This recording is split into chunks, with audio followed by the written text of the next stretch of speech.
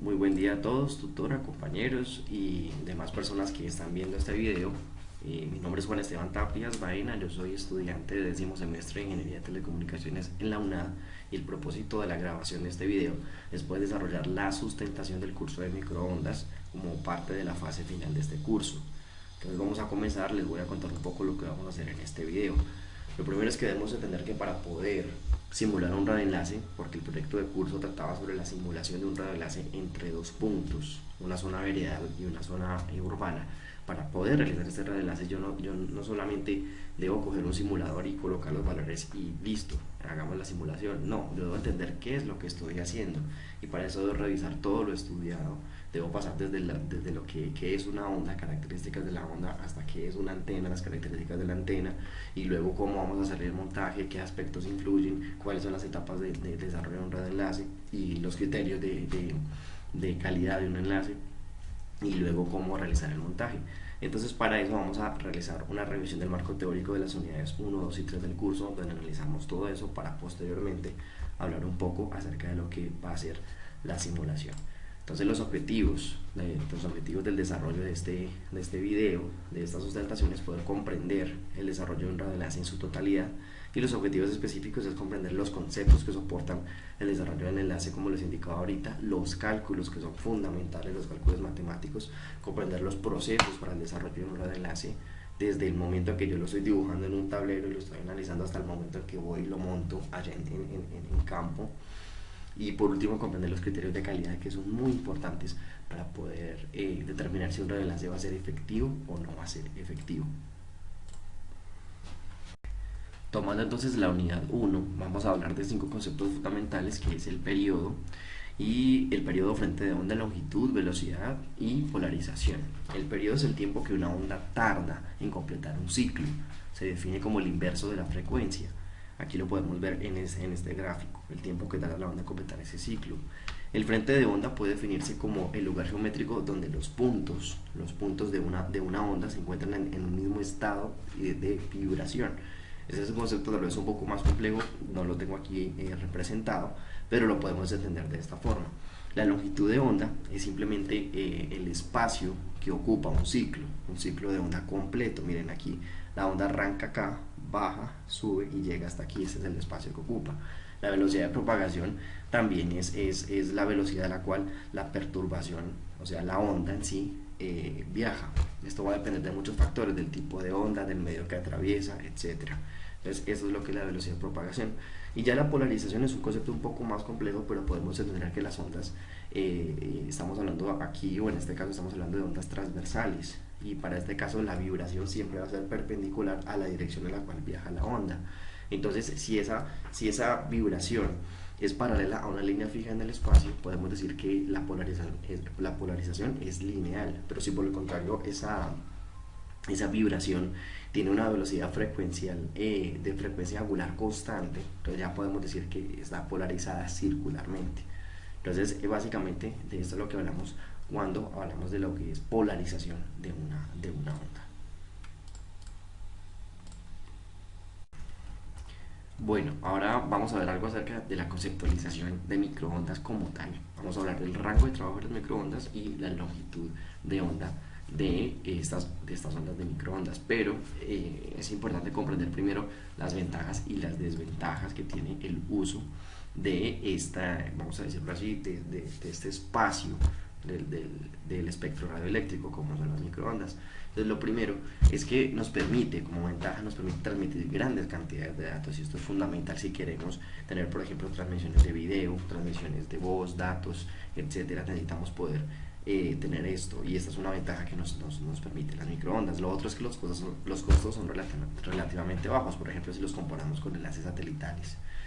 Los enlaces de microondas son los costos son muchísimo más bajos. Entonces, esto es algo ventajoso también. Como desventajas que tenemos, pues por ejemplo el tema de interferencias. Es muy fácil lograr una interferencia o encontrar una interferencia en un sistema de microondas. Entonces, es ahí donde entra toda la parte ingenieril de telecomunicaciones a trabajar para poder solventar esas dificultades. Y lo otro es que se requiere de una línea de tecnología visual. ¿Qué significa eso?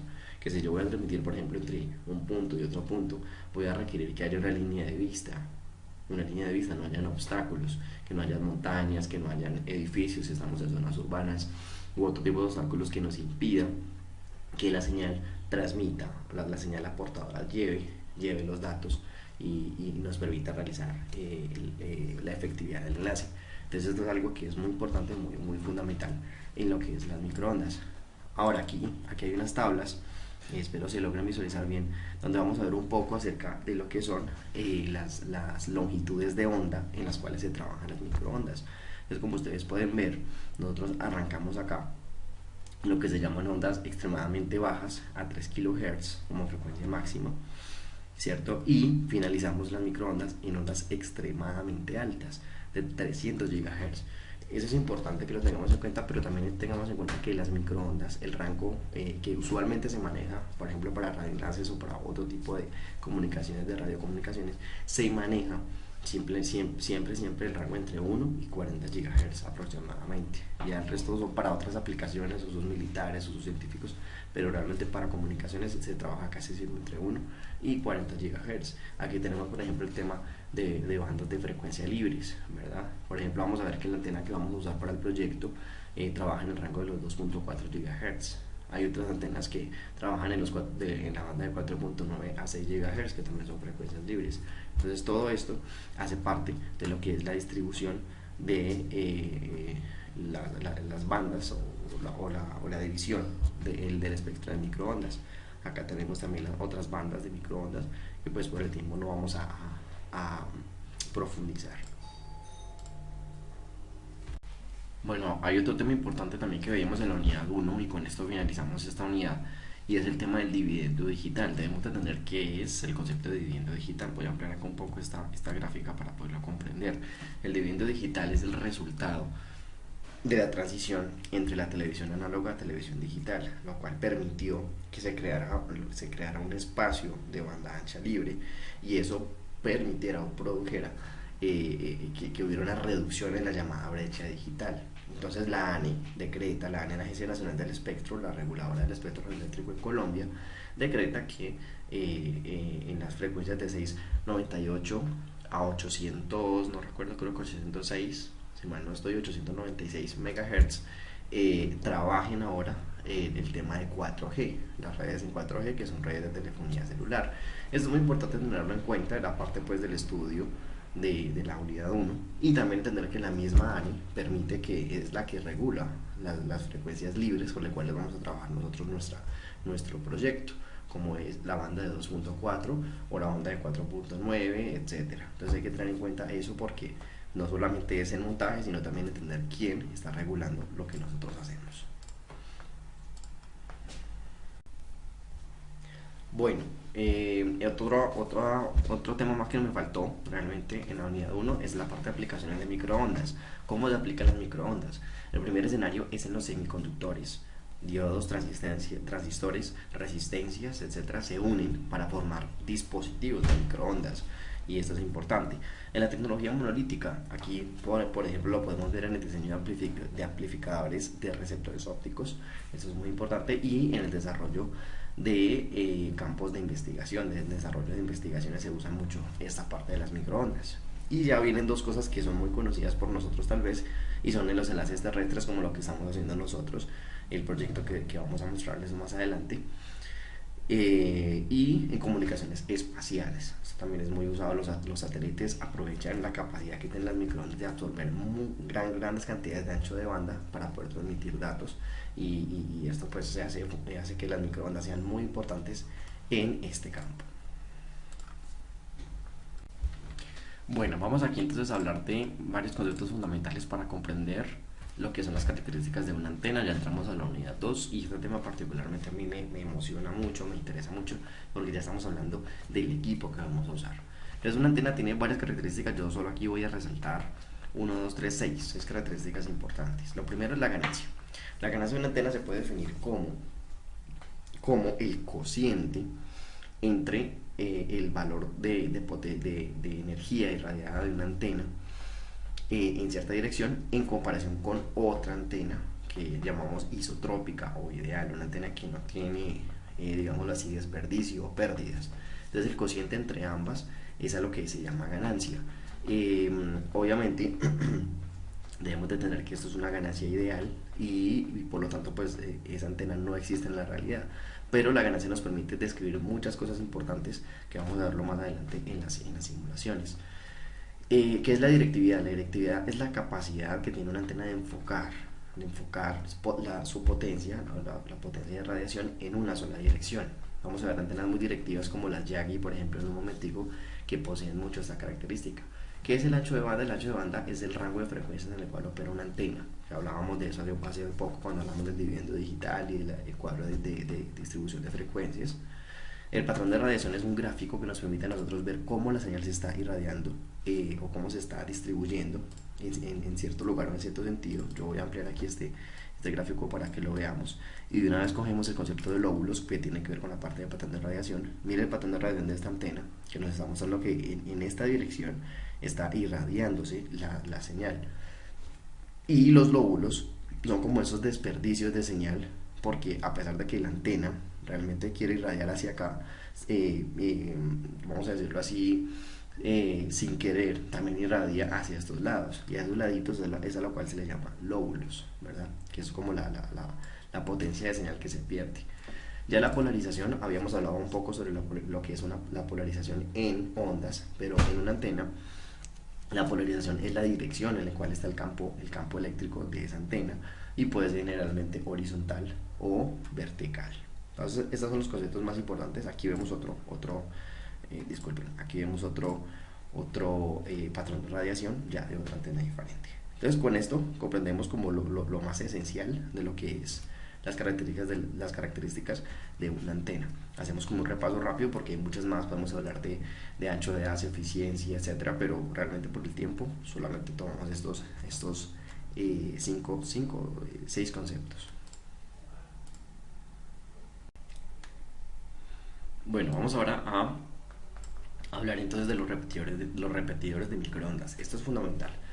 Sucede que cuando realizamos un enlace, muchas veces el trayecto o la distancia no es posible cubrirla con dos antenas. O sea, no es posible porque hay obstáculos, porque es muy grande la distancia o por cualquier otro factor que pueda afectar. Ahí es cuando se usa el concepto de repetidores. ¿Qué es un repetidor? El repetidor es un dispositivo que me permite, vamos a decirlo así, continuar la señal. Por ejemplo, si yo coloco un repetidor en la mitad de las dos antenas, la transmisora y la receptora, entonces él me va a tomar la señal de la transmisora y me la va a enviar a la receptora y de esa forma el enlace puede garantizarse y continuar. Existen dos tipos de repetidores, activos y pasivos. Los activos se caracterizan por tener un dispositivo especial que se llama transceptor, que lo que hacen realmente es al mismo tiempo recepcionar la señal y transmitirla, mientras que los pasivos simplemente actúan como espejos que reciben la señal y ¡pum!, la pasan hacia el otro lado. Entonces este es un concepto importante que debemos de entender porque en el mismo proyecto vamos a hablar también sobre los repetidores, porque debemos usar repetidores. Aquí tenemos un gráfico que nos permite mostrar más o menos cómo es el trabajo de un repetidor. Esta es una explicación pues muy escueta, muy por encima, porque realmente hay muchas cosas más, pero por el tiempo pues no podemos detallarlas. Bueno, ahora hablamos un poco acerca de los tipos de antenas de microondas. Esto es fundamental porque pues es lo que nosotros vamos a usar en el proyecto y por eso necesitamos comprender cuáles tipos hay y en ese sentido seleccionar la que queremos. Acá tenemos antenas tipo blindadas, que son antenas que funcionan en el rango de frecuencias de 1.5 a 40 GHz. Nosotros solemos ver mucho en las torres de instalación de telefonía celular o en otro tipo de aplicaciones, pero es muy común verlas, las tipo focal también de 1.5 a 8 GHz, las tipo rejillas que funcionan de 300 megas a 3.5 GHz. Y tenemos estas tres que pues para mí son de las más importantes, que son la tipo Yagi, que es una antena muy direccional en radio móvil, como vamos a ver ahorita en el simulador, nos permite simular esta antena. Las dipolo, que es una antena también importante porque pues es la antena más sencilla de todas, es la más sencilla, inclusive con esta es posible construir otras. Y la sectorial, que es la antena que nosotros vamos a usar, es el tipo de antena que vamos a usar. Ahorita vamos a ver el datasheet de la antena a usar y vamos a ver que es una antena tipo sectorial, o sector en inglés. ¿Qué significa eso? Significa que su patrón de radiación se emite en ángulos tipo sector. Para ser más claros, podemos hablar de 90, 120, 60 grados. Es un tipo de distribución diferente que permite dar mayor cobertura. Se usa sobre todo cuando tenemos enlaces de punto a multipunto. Y eso es importante, pero en el radio móvil no nos permite en sí simular esta herramienta. Ya vamos a ver cómo se trata ese problema, pero la antena que elegimos sí tiene esta orientación hacia un tipo sectorial. Entonces, ya con eso claro, vamos ahora a pasar a lo que es ya la planificación y el despliegue del radioenlace, las etapas en las cuales se desarrolla un radioenlace. Pero antes de eso, yo debo mencionar que aquí hicieron falta algunos temas, los voy a través a mencionar rápido. Por ejemplo, sobre los tipos de torres de antenas a usar, que por el tiempo pues no puedo colocar todo eso acá, pero por ejemplo en los tipos de torres tenemos torres tipo arriostradas, torres tipo mástil, torres tipo monopolo, que son torres que nosotros tenemos que examinar para saber cómo se adecuan a las necesidades del proyecto y de la misma forma instalarlas así. Realmente la más fácil que nosotros podemos ver en el proyecto, o lo más conveniente, más que fácil y conveniente, son las torres tipo mástil, porque podemos jugar con su altura y de esa forma sortear los problemas de vista y otros elementos más que vamos a ver en la parte de perfiles de elevación. Entonces, bueno, esto es lo fundamental sobre la unidad 2. Cerramos aquí la unidad 2 para avanzar ahora sí a, como les mencionaba, la unidad 3 y en lo que es sencilla la planificación y el despliegue de radioenlace, habiendo comprendido todos los conceptos fundamentales que sustentan esta tecnología.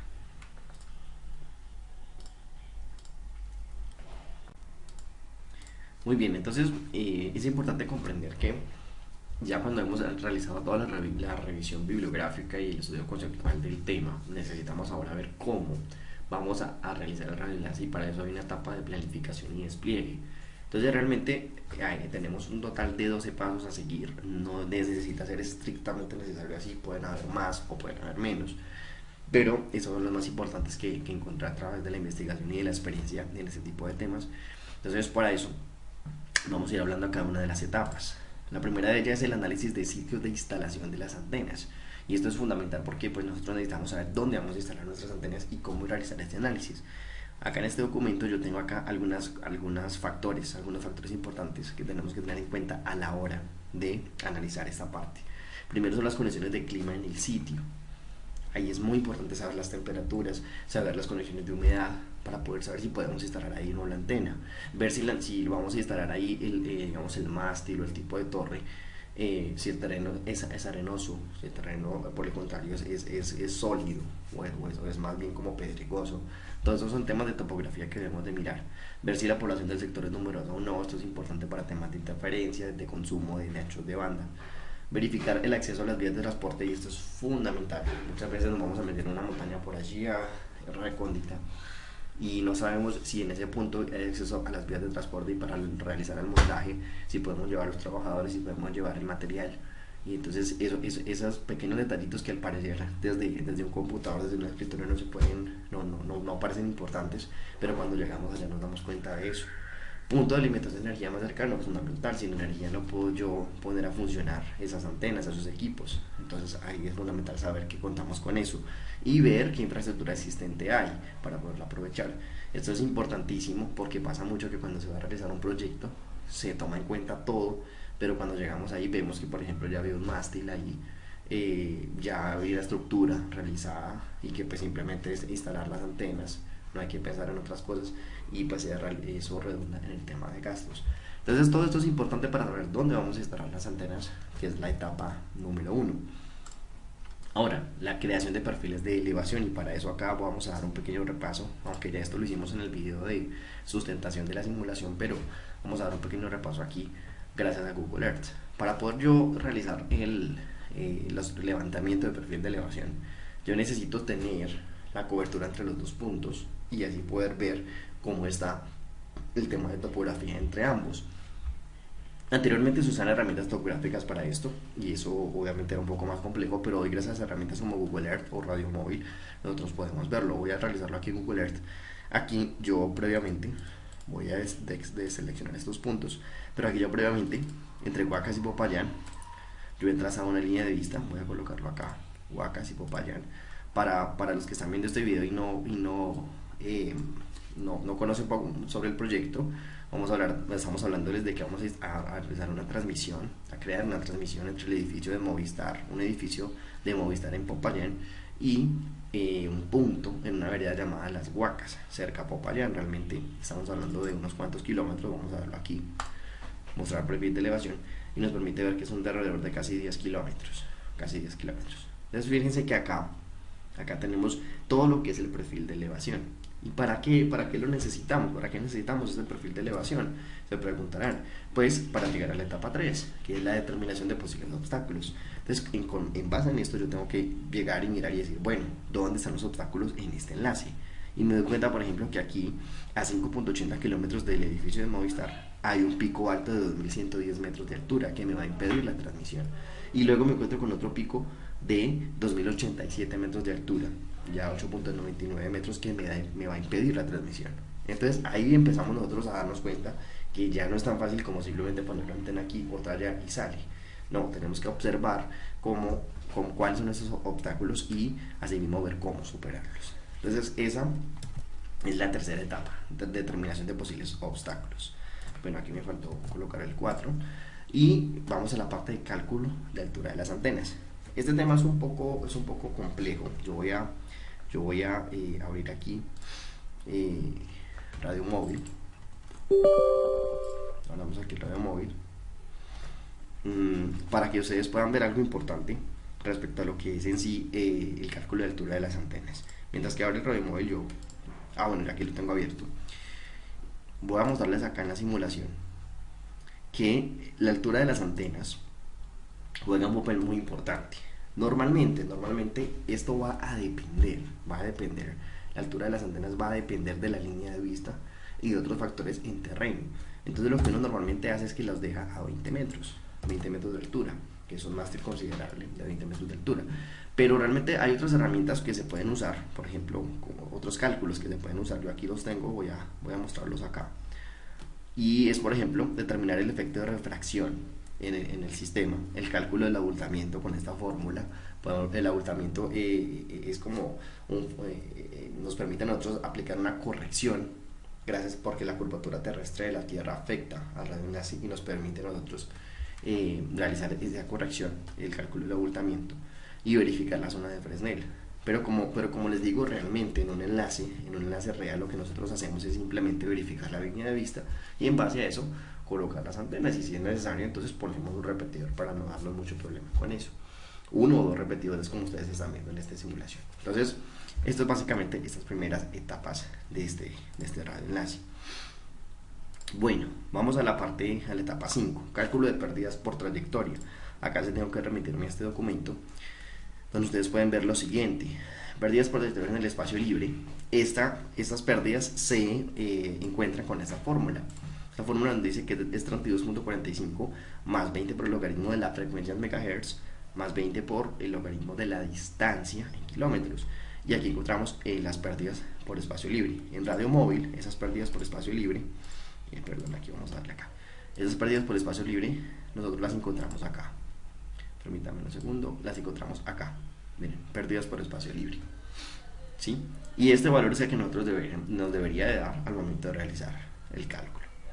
Entonces, luego de determinar esa etapa, pasamos ahora al cálculo del margen de desvanecimiento. Y este cálculo es un poquito más complejo porque tenemos que tener previamente calculado otras cosas. Acá lo tenemos. Y ese cálculo nos dice, bueno, usemos esta fórmula, esta segunda, nos dice que el margen de desvanecimiento se calcula como la potencia del transmisor menos la sensibilidad del receptor, menos las pérdidas de propagación que las acabamos de ver, menos las pérdidas de línea. Y aquí no hablamos de eso, pero las pérdidas de línea son muy importantes porque la conexión entre la antena y el transmisor debe tener un cableado y ahí se pierde un poco la señal. Ahora, en los enlaces comunes, en los enlaces, sobre todo los enlaces más modernos, esas pérdidas son muy mínimas porque pues lo que hacemos ahí realmente es que se usa, por ejemplo, cableado de fibra óptica. Entonces ya ahí las pérdidas son muy mínimas y se trata casi siempre como de menos 0.5 decibeles, pero eso se tiene que tener en cuenta, eso es muy importante. Y las ganancias de la antena transmisora y receptora, que en nuestro caso pues son la misma, o sea, sería multiplicado por 2. Cuando realizamos este cálculo encontramos el margen de desvanecimiento. Entonces esto es importante. Y acá determinamos los parámetros de las antenas y aquí abarcamos varias etapas. Esta etapa 7 abarca varias. ¿Por qué? ¿Qué parámetros de las antenas? Por ejemplo, el umbral o sensibilidad del receptor. Este es un parámetro muy importante, pero que lo da la antena. Entonces nosotros necesitamos identificarlo. La potencia de recepción, esta también lo da la antena. La potencia de transmisión, la misma cosa, también lo da la antena, ¿verdad? Entonces este es un punto muy, muy importante a tener en cuenta. Bueno, aquí nos faltó algo importante, no sé por qué no lo incluí aquí en la presentación, pero es la parte del criterios para la selección de la antena. Entonces yo quiero que veamos aquí algo importante. Primero tenemos que ver la frecuencia, la ganancia, el ancho de haz, patrón, polarización, la eficiencia. Todos esos son conceptos que acabamos de ver, pero que nosotros debemos enfocarlos. Saber si el proyecto realmente requiere de una potencia de transmisión como la que nos está dando la antena, nos está brindando. Si el proyecto requiere de un rango de frecuencias como el que se nos está brindando o no. Todo eso debemos de tenerlo en cuenta a la hora de elegir las antenas. En nuestro caso, nosotros elegimos una antena muy importante que vamos a mostrar en la siguiente sección del vídeo. Y por último, los criterios de calidad del enlace.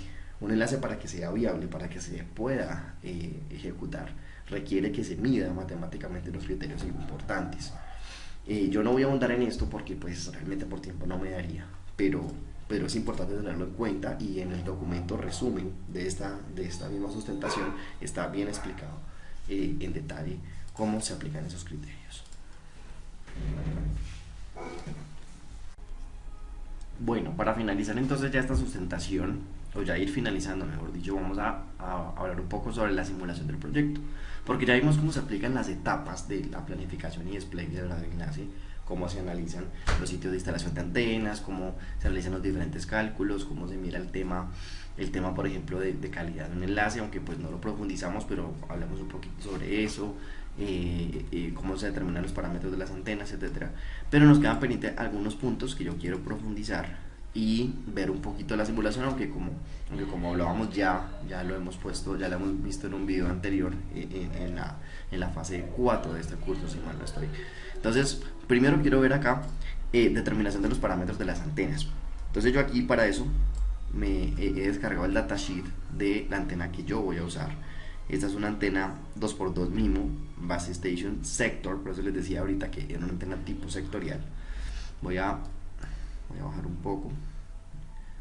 Miren, a ver, voy a bajar un poco acá. Especificaciones, acá tengo las especificaciones. Entonces me dice que el rango de frecuencias de la antena que nosotros vamos a usar es esta específicamente, miren esta, 1690, trabajan de 2.3 a 2.7 GHz. Entonces con esto yo me fui a la simulación, miren acá, me fui acá, a ver, a ver si puedo cerrar aquí esto, sí, bueno, me fui acá a propiedades de las unidades, perdón, no, acá, y espera que se me perdió, acá, me fui acá a este punto, y acá ingresé las frecuencias mínimas y máximas de nuestra antena, tomando en cuenta que el datasheet, la ganancia de la antena viene que está entre 15, perdón, es esta, entre 16 a 17 decibeles isotrópicos. Entonces lo que yo hice acá fue colocar, vamos a ver aquí en miembros, ¿dónde está la ganancia de la antena? Miren, 16, ¿verdad? La potencia de transmisión es un parámetro que este datasheet no me lo estaba mostrando, yo lo tuve que investigar por aparte, y esa potencia de transmisión a nosotros nos la mostró como de 27 decibeles metro. El umbral del receptor, este parámetro no lo teníamos nosotros, yo tuve que suponerlo de menos 89, que es una suposición válida. Miren las pérdidas de línea de las que hablábamos hace un momento, está en 0,5, realmente sería menos 0,5, pero pues ya el simulador lo toma. Y aquí hay algo muy importante que quiero resaltar, creo que en el video anterior lo hice, pero voy a resaltarlo otra vez, y es que el tipo de antena debería ser antena tipo sectorial, miren. No sé por qué está un poco lento acá este archivo, pero esta antena, miren, esta antena me está hablando aquí de que es tipo sectorial, pero yo en radio móvil no tengo antenas sectoriales. Entonces lo que tengo que hacer es elegir una antena omnidireccional, porque una antena omnidireccional tiene un patrón de radiación circular. Ya hablamos de lo que es un patrón de radiación. Entonces eso significa que me va a garantizar que en 360 grados, en los 360, me va a transmitir la misma potencia de radiación. Entonces, ¿cuál es esa potencia de radiación del transmisor? De 27, esa me lo va a transmitir en todas las direcciones. Entonces, si yo lo enfoco hacia donde quiero, por lo menos pues me va a permitir realizar una transmisión efectiva. Que si yo colocara una Yagi o otro tipo de antenas que posiblemente no me darían la misma cobertura. Entonces esto es importante. La antena, la altura, como les decía, vamos a dejarla en 20 metros, eso ya lo habíamos hablado. Y bueno, esos son los parámetros básicos que se usaron para la simulación como tal. Radio Móvil es un simulador muy potente que nos permite a nosotros mirar muchas variables que simplemente a simple vista no tendríamos en cuenta. Entonces, como yo les mencionaba, este perfil en sí, desde el punto de las Huacas hasta el edificio, es totalmente inviable. Entonces, lo que necesitábamos es instalar un primer repetidor. Entonces, si tomamos desde las Huacas en sí, el primer repetidor, fíjense, sería este espacio acá. Vamos a ver vamos a ver acá el perfil de elevación y van a ver que es un perfil de elevación mucho más viable, ya no está en rojo. El peor de Fresnel debe estar por encima de 0.8 y está en 1,1, o sea que ya es un perfil de elevación mucho más viable y sobre el cual sí puede haber una transmisión. Entonces eso era lo primero que queríamos verificar. Lo segundo es la transmisión entonces entre la repetidora 1 y directamente, yo quiero que lo veamos aquí más exactamente, repetidora 1 directamente al edificio de Movistar. Vamos a ver qué pasa si hacemos eso. De repetidora 1 directamente hasta el edificio de Movistar. Y vamos a ver acá, ventana grande. Miren que acá tenemos un problema. El problema es que este obstáculo sigue obstruyendo la señal. Entonces eso nos va a obligar a colocar otra repetidora. Entonces esa repetidora la vamos a llamar repetidora 2. Yo también ya previamente la he instalado. Entonces vamos a ver el perfil de elevación entre repetidora 1 y repetidora 2. Y miren que es un perfil también mucho más viable, mucho más viable. Y ya por último entre repetidora 2 y el edificio de Movistar. Entonces repetidora 2 yo puedo colocar acá edificio de Movistar. Y miren que ese perfil también sigue siendo un perfil mucho más viable y con ello garantizamos la transmisión de la señal entre los diferentes tramos.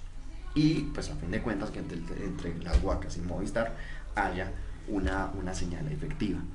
¿Qué señal? ¿Qué requisitos? Bueno, eso ya excede al estudio de este curso porque realmente, por ejemplo, si nosotros vamos a transmitir únicamente voz, entonces podríamos garantizar un ancho de banda más bajo, ¿cierto?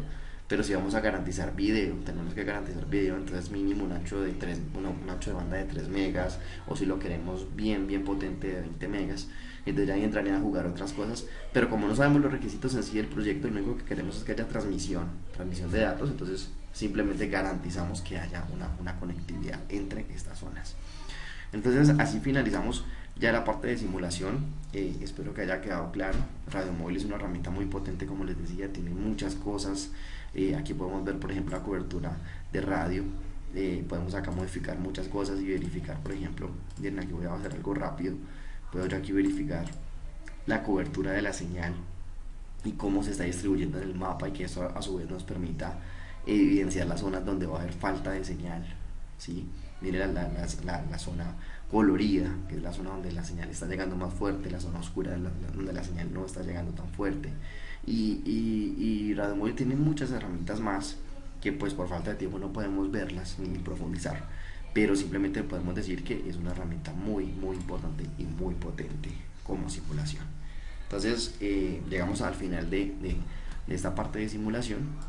Ya vamos a ver lo que son las conclusiones para finalizar esta sustentación.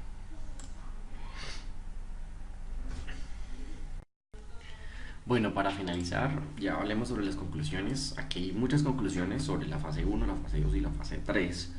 Yo realmente, pues, para no ponerme a leer todas estas conclusiones y hacer como un video monótono, realmente lo único que yo quiero decir es que, o concluir de todo esto, es que es necesario para cualquier proyecto y sobre todo en un tema de radioenlaces, es necesario revisar primero la bibliografía, analizar desde qué es una onda hasta qué es una antena, tipos de antenas, cómo funciona, tipos de torres, toda la tecnología que se implementa, y a partir de tener todo ese conocimiento, entonces yo poder coger y elegir lo que requiere el proyecto. Obviamente debo entender también el proyecto y qué es lo que se quiere, porque pues por ejemplo existen antenas como por ejemplo la que elegimos, que si fuéramos a hacer un radioenlace de 30 kilómetros no nos serviría, entonces ya tenemos que elegir otro tipo de antenas a otra frecuencia diferente.